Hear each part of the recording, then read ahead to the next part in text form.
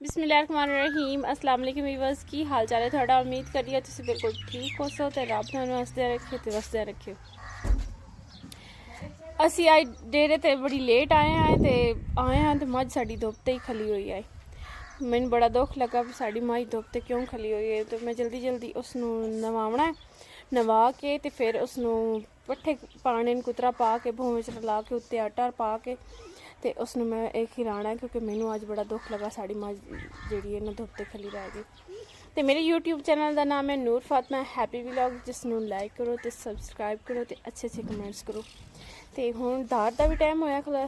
असी हुण दार भी कड्डनी है तो पट्ठे भी वड्डने तो बाकी का व्लॉग्स मैं थोड़े नाल शेयर करती रहा। हाँ जी व्यूअर्स, असं डेरे ते बड़ी लेट आए हैं तो आके देखा साड़ी मझ धुप ते खली रही है, काफ़ी गंदी हो हुई है गोहे नाल। तो मैं आख्या मैं पानी ही चलानी है तो इन्हें नवा भी लगी है वैसे कितनी ज़्यादा गोहा लगे हुआ है इससे। तो हूँ असं नवाईसा है ना जो गर्मी तो खली रही है और उसका हिसाब पूरा हो जाए। माशाल्लाह पानी भी बहुत ज़्यादा पीता, इसमें इतनी देर गर्मी तो खली इंसान थोड़ी सी लेट हो गई है इस वक्त। इस बेचारी ने धुप तक खलोना पाया, मैनू बड़ा दुख लगता पाया।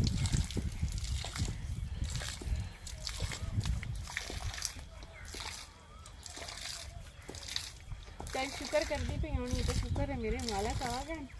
तो हूँ कोई मैंने पानी नहीं सन तो मैंने नहीं सन भी सही। यह भी बड़ी आस होंगी है।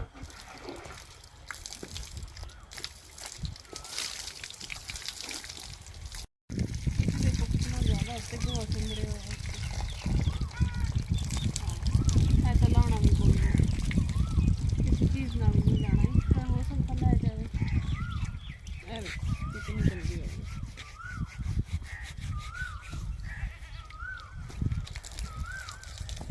ब्रश चाले में उसे ब्रश मसाला है कोई तरीके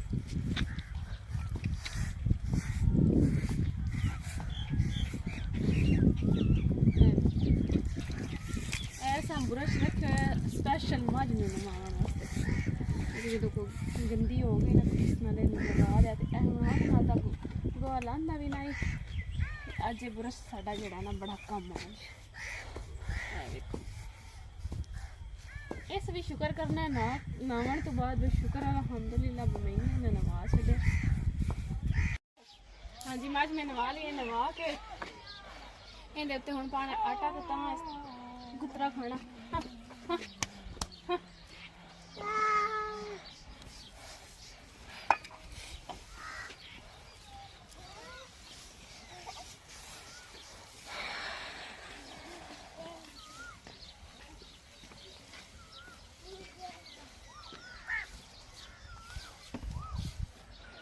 सही तरह का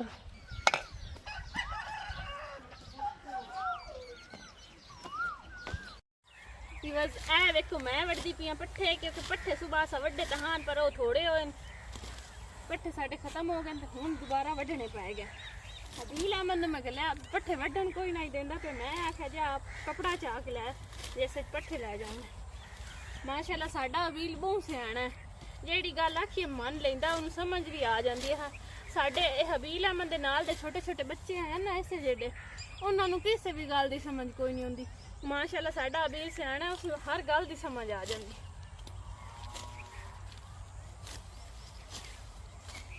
बस बहुत ज़्यादा है क्योंकि शाम का टाइम है इतने पट्ठियां दे विच बहुत ज़्यादा बस असी 2-3 दिन हो गए पानी लाया हुई, कुछ जमीन का हवा है तो कुछ हवा भी कोई नहीं चलती पई।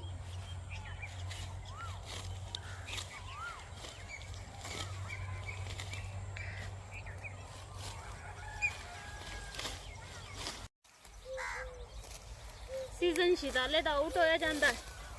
खत्म होया जाता है। ये 1 या 2 बारी होर फुटना है, इस तो बाद इस कोई नहीं फुटना। असी पट्ठे गढ़ लैन मकई बाजरा ज्वार दे वो साडे इहदे खत्म होंदे तक साडे पट्ठे हो जाने।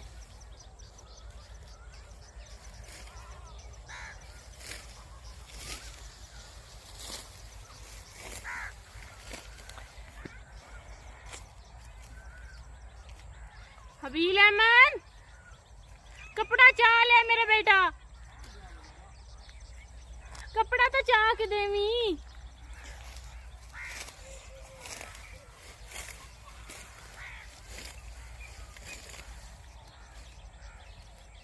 आज मेरी बाजी की तबीयत बहुत ज़्यादा खराब आई इस वास्ते मैं थोड़ी जी सुबह सुबह जल्दी आई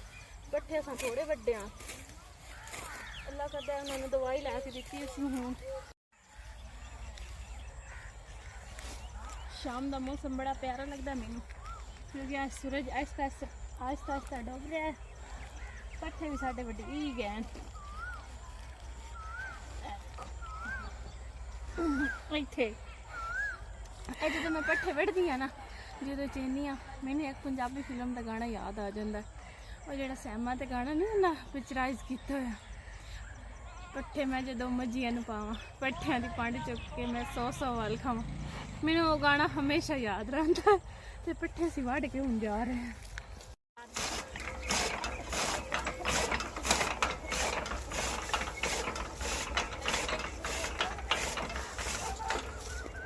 पट्ठे में लैंड टोक ये हुण पाने ने समा जिन्हों वहीं पा के असा चलानी है बोर चला के तो मैं उससे नहाना है बड़े मज़े नाल क्योंकि गर्मी बड़ी ज़्यादा हो गई है अब बस इतना ज़्यादा अज इतनी धुप निकली हुई है ना बहुत ज़्यादा धुप निकली हुई है असी अपना जो काम में कर लिया देखो साढ़े कितने प्यारे कबूतर हैं ए कबूतरी है तो ब्लैक कलर का कबूतर है तो साड़ी घड़ी माशाल्लाह अंडे देवन लग गई है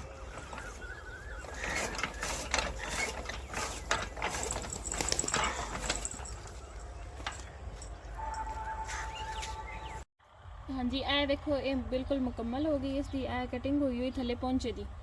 ए देखो गोल कटिंग हुई हुई है पहुंचे तो उसी ते साइड ते आ जासी बिल्कुल ते ए गुड्डे इसते लग गए हैं कंप्लीट हो गए हैं तो हुण इन्हां ते मैं मोती ला लें ए देखो ये सलवार जड़ी है ना बस इसकी ऊपर वाला नेफा बनने वाला रह गया ते साइड दी विचली फिटिंग वाली सिलाई जड़ी ओ रह गई है ते मैं क्या मैं आ चीज़ जड़ी है ना इसके ऊपर लगा लवां है चीज़ लेकिन मैनू ये अच्छी कोई नहीं लगती भी मैं क्या हूँ रहन देने वैसे मेरे माइंड च गल आई पे ला लेनी है लेकिन ये बड़े ना ओवर फैशन हो जैसे ये इतने बिल्कुल सादगी के सही है एक सलवार में सिलाई की है बाकी एक होर सिलाई की है उस भी डिज़ाइनिंग की पहुंचिया की बड़ी प्यारी डिज़ाइनिंग हुई हुई है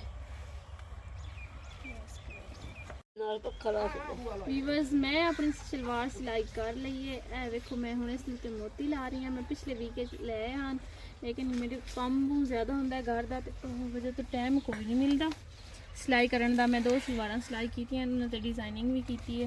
तो यह हूँ मैं मोती ला रही हूँ ए देखो कुछ मैं लगा लें